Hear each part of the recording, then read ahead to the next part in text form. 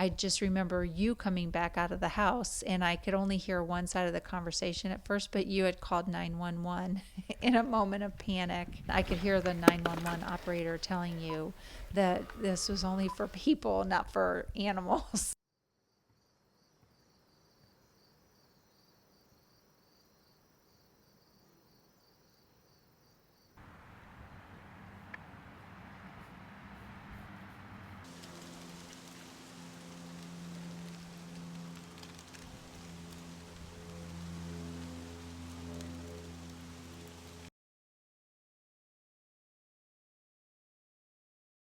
My name is Daniel Chang, and I'm Esther's little brother.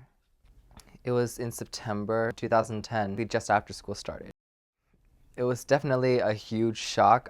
Mary Ellen, or Mrs. St. Clair, one of our neighbors, a good family friend, she was driving by at the moment that it actually happened. That's the biggest event that I remember from that day.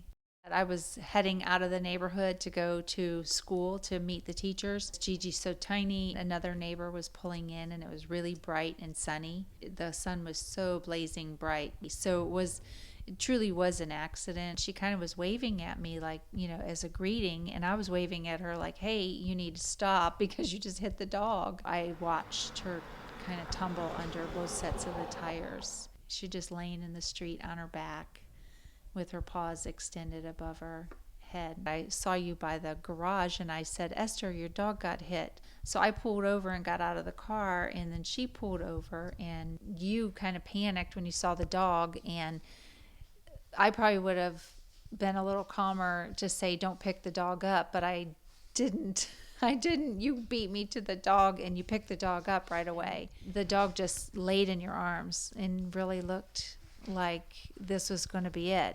And I just only remember saying to you to get a blanket or a towel or something to wrap the dog in so that we could hold it and kind of comfort it and talk to it softly. And, in case it was to be the last day for Gigi, somebody called your mom. I remember that. Like, your mom was on the phone, told her what was happening, and she said she was going to call your Aunt Christine. I remember picking up the phone and calling our aunt, telling her to come. The next 5 or so minutes was the worst part, the waiting part. There were bits of blood coming out of her mouth. While we were waiting, I remember Gigi's, her head kept like sagging to one side, and then you had handed her to Jemiah, and you kept telling him, Jemiah, hold her head, hold her head. That moment was terrifying because Gigi started seizing. She started to shake really, really badly. And then that freaked us out all over again. We had already got to the time at that point where we were a little bit calmer, still freaking out, but a little bit calmer. And then we just lost it.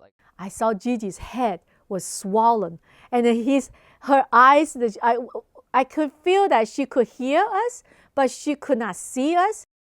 Later that night, I talked to your mom, and she had just come from the vet hospital, and they said no, that the dog was doing okay. Each day, Gigi got better and better and better, and next thing we know, she was coming home. Gigi's aged 2 years, but other than that, she seems to be getting around just fine. She seems like, she never got ran over by a car in the first place. What a miracle, the dog, that the head being rolled over by a van full of people, over the head, front wheel, and the back wheel. And she's still alive. I thought, that a dog that was run over by a van wouldn't have made it alive, let alone able to be alive and walking and moving about like a normal dog. Gigi didn't seem to really have a lasting injury. She just seemed to bounce back. I couldn't believe that the dog would be doing that well. And so I went ahead and said, boy, that dog is lucky. We need to call that dog Lucky because it's lucky to be alive.